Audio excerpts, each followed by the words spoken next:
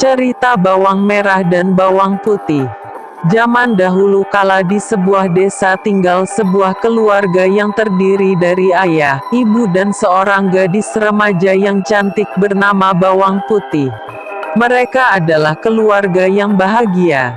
Meski ayah Bawang Putih hanya pedagang biasa, namun mereka hidup rukun dan damai. Namun suatu hari ibu Bawang Putih sakit keras dan akhirnya meninggal dunia. Bawang Putih sangat berduka, demikian pula ayahnya. Di desa itu tinggal pula seorang janda yang memiliki anak bernama Bawang Merah. Semenjak ibu Bawang Putih meninggal, ibu Bawang Merah sering berkunjung ke rumah Bawang Putih. Dia sering membawakan makanan, membantu Bawang Putih membereskan rumah atau hanya menemani Bawang Putih dan ayahnya mengobrol. Akhirnya ayah Bawang Putih berpikir bahwa mungkin lebih baik kalau ia menikah saja dengan ibu Bawang Merah, supaya Bawang Putih tidak kesepian lagi. Dengan pertimbangan dari Bawang Putih, maka ayah Bawang Putih menikah dengan ibu Bawang Merah. Awalnya ibu Bawang Merah dan Bawang Merah sangat baik kepada Bawang Putih. Namun lama-kelamaan sifat asli mereka mulai kelihatan. Mereka kerap memarahi Bawang Putih dan memberinya pekerjaan berat jika ayah Bawang Putih sedang pergi berdagang. Bawang Putih harus mengerjakan semua pekerjaan rumah, sementara Bawang Merah dan ibunya hanya duduk-duduk saja. Tentu saja ayah Bawang Putih tidak mengetahuinya, karena Bawang Putih tidak pernah menceritakannya. Suatu hari ayah Bawang Putih jatuh sakit dan kemudian meninggal dunia. Sejak saat itu Bawang Merah dan ibunya semakin berkuasa dan semena-mena terhadap Bawang Putih. Bawang Putih hampir tidak pernah beristirahat. Dia sudah harus bangun sebelum subuh, untuk mempersiapkan air mandi dan sarapan bagi Bawang Merah dan ibunya. Kemudian dia harus memberi makan ternak, menyirami kebun dan mencuci baju ke sungai. Lalu dia masih harus menyetrika, membereskan rumah, dan masih banyak pekerjaan lainnya. Namun Bawang Putih selalu melakukan pekerjaannya dengan gembira, karena dia berharap suatu saat ibu tirinya akan mencintainya seperti anak kandungnya sendiri. Pagi ini seperti biasa Bawang Putih membawa bakul berisi pakaian yang akan dicucinya di sungai. Dengan bernyanyi kecil dia menyusuri jalan setapak di pinggir hutan kecil yang biasa dilaluinya. Hari itu cuaca sangat cerah. Bawang Putih segera mencuci semua pakaian kotor yang dibawanya. Saking terlalu asyiknya, Bawang Putih tidak menyadari bahwa salah satu baju telah hanyut terbawa arus. Celakanya baju yang hanyut adalah baju kesayangan ibu tirinya. Ketika menyadari hal itu, baju ibu tirinya telah hanyut terlalu jauh. Bawang Putih mencoba menyusuri sungai untuk mencarinya, namun tidak berhasil menemukannya.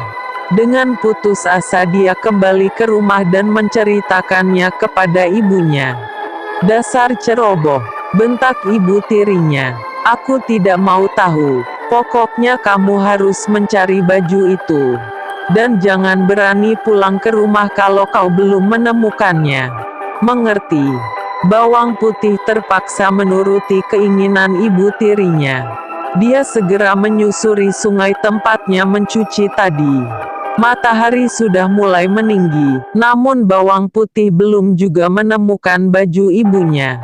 Dia memasang matanya, dengan teliti diperiksanya setiap juluran akar yang menjorok ke sungai, siapa tahu baju ibunya tersangkut di sana. Setelah jauh melangkah dan matahari sudah condong ke barat, Bawang Putih melihat seorang penggembala yang sedang memandikan kerbaunya. Maka Bawang Putih bertanya, "Wahai paman yang baik, apakah paman melihat baju merah yang hanyut lewat sini?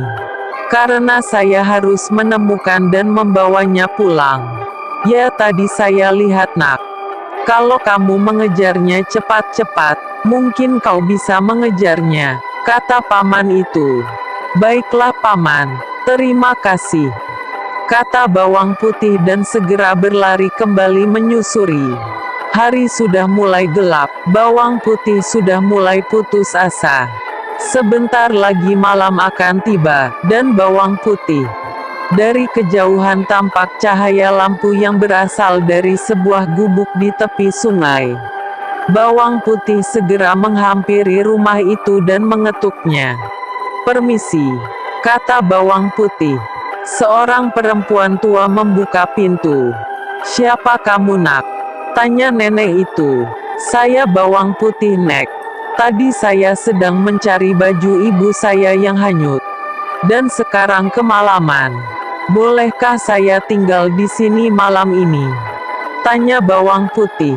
"Boleh, nak. Apakah baju yang kau cari berwarna merah?" tanya nenek. "Ya, Nek." "Apa, nenek menemukannya?" tanya bawang putih. "Ya. Tadi baju itu tersangkut di depan rumahku. Sayang, padahal aku menyukai baju itu," kata nenek. "Baiklah, aku akan mengembalikannya. Tapi kau harus menemaniku dulu di sini selama seminggu. Sudah lama aku tidak mengobrol dengan siapapun. Bagaimana?" pinta nenek. Bawang putih berpikir sejenak. Nenek itu kelihatan kesepian. Bawang putih pun merasa iba. "Baiklah, Nek. Saya akan menemani nenek selama seminggu. Asal nenek tidak bosan saja denganku," kata bawang putih dengan tersenyum. Selama seminggu bawang putih tinggal dengan nenek tersebut. Setiap hari bawang putih membantu mengerjakan pekerjaan rumah nenek. Tentu saja nenek itu merasa senang. Hingga akhirnya genap sudah seminggu, nenek pun memanggil bawang putih. "Nak, sudah seminggu kau tinggal di sini. Dan aku senang karena kau anak yang rajin dan berbakti. Untuk itu sesuai janjiku kau boleh membawa baju ibumu pulang. Dan satu lagi, kau boleh memilih satu dari dua labu kuning ini sebagai hadiah," kata nenek. Mulanya bawang putih menolak diberi hadiah tapi nenek tetap memaksanya. Akhirnya bawang putih memilih labu yang paling kecil. "Saya takut tidak kuat membawa yang besar," katanya. Nenek pun tersenyum dan mengantarkan bawang putih hingga depan rumah. Sesampainya di rumah, bawang putih menyerahkan baju merah milik ibu tirinya sementara dia pergi ke dapur untuk membelah labu kuningnya. Alangkah terkejutnya bawang putih ketika labu itu terbelah. Di dalamnya ternyata berisi emas permata yang sangat banyak. Dia berteriak saking gembiranya dan memberitahukan hal ajaib ini ke ibu tirinya, dan bawang merah yang dengan serakah langsung merebut emas dan permata tersebut. Mereka memaksa bawang putih untuk menceritakan bagaimana dia bisa mendapatkan hadiah tersebut. Bawang putih pun menceritakan dengan sejujurnya. Mendengar cerita bawang putih, bawang merah dan ibunya berencana untuk melakukan hal yang sama, tapi kali ini bawang merah yang akan melakukannya. Singkat kata, akhirnya bawang merah sampai di rumah nenek tua di pinggir sungai tersebut. Seperti bawang putih, bawang merah pun diminta untuk menemaninya selama seminggu. Tidak seperti bawang putih yang rajin, selama seminggu itu bawang merah hanya bermalas-malasan. Kalaupun ada yang dikerjakan maka hasilnya tidak pernah bagus karena selalu dikerjakan dengan asal-asalan. Akhirnya setelah seminggu nenek itu membolehkan bawang merah untuk pergi. "Bukankah seharusnya nenek memberiku labu sebagai hadiah karena menemanimu selama seminggu?" tanya bawang merah. Nenek itu terpaksa menyuruh bawang merah memilih salah satu dari dua labu yang ditawarkan. Dengan cepat bawang merah mengambil labu yang besar dan tanpa mengucapkan terima kasih dia melenggang pergi. Sesampainya di rumah bawang merah segera menemui ibunya dan dengan gembira memperlihatkan labu yang dibawanya. Karena takut bawang putih akan meminta bagian, mereka menyuruh bawang putih untuk pergi ke sungai. Lalu dengan tidak sabar mereka membelah labu tersebut. Tapi ternyata bukan emas permata yang keluar dari labu tersebut, melainkan binatang-binatang berbisa seperti ular, kalajengking, dan lain-lain. Binatang-binatang itu langsung menyerang bawang merah dan ibunya hingga tewas. Itulah balasan bagi orang yang serakah. Terima kasih telah membaca sampai selesai cerita yang berjudul Dongeng Bawang Merah dan Bawang Putih. Semoga cerita anak ini bermanfaat.